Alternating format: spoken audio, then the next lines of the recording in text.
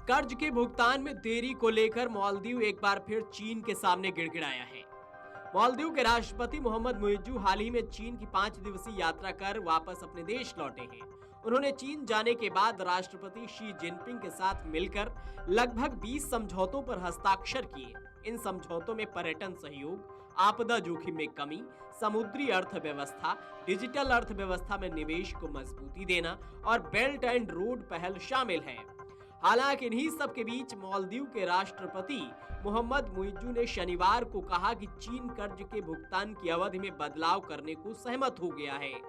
इसको लेकर दोनों देशों की सरकारें जल्द ही बातचीत शुरू करेंगी। चीन की 5 दिवसीय यात्रा कर लौटने के बाद राष्ट्रपति मोहम्मद मुइज्जू ने कहा कि उन्होंने मालदीव को मुहैया किए गए कर्ज के भुगतान की अवधि में बदलाव करने या किस्त बढ़ाने की चीन के राष्ट्रपति शी जिनपिंग से अपील की है।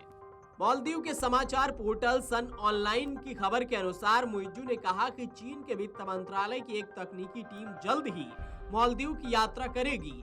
इसके बाद टीम अगले 5 सालों में कर्ज पुनर्भुगतान में रियायती अवधि की पेशकश करने का तौर तरीका तैयार करेगी। मालदीव के राष्ट्रपति मोहम्मद मुइज्जू ने चीन से लिए गए कर्ज पर कहा कि चीन कर्ज के भुगतान की अवधि में बदलाव करने को राजी हो गया है।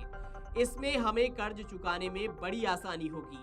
अंतर्राष्ट्रीय मुद्रा कोष IMF के आंकड़ों के अनुसार चीन वर्तमान में मालदीव का सबसे बड़ा बाहरी ऋणदाता है, जो उसके कुल सार्वजनिक कर्ज का लगभग 20% है।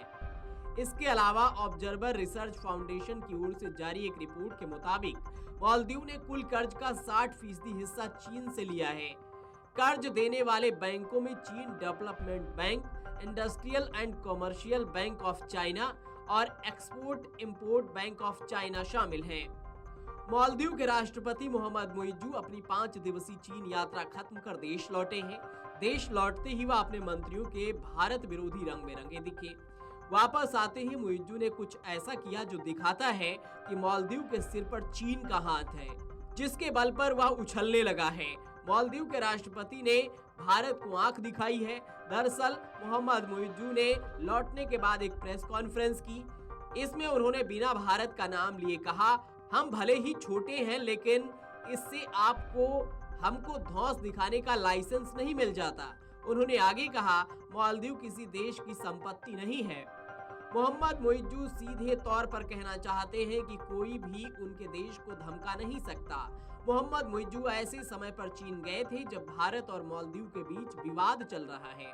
उनके मंत्रियों ने भारत और पीएम मोदी के खिलाफ आपत्तिजनक टिप्पणी की थी, दिखाने के लिए ही सही, लेकिन मुइज्जू ने अपने 3 मंत्रियों को सस्पेंड कर दिया था। कायदे से देखें तो मुइज्जू को वापस लौटने के बाद भारत से रिश्ते सामान्य करने की बात करनी चाहिए थी, लेकिन उन्होंने वापस लौटते ही अपने भारत विरोधी तेवर दिखाने शुरू कर दिए हैं। इससे एक बार फिर वह विवाद को बढ़ाते दिख रहे हैं। Video desk अमरउजाला.com।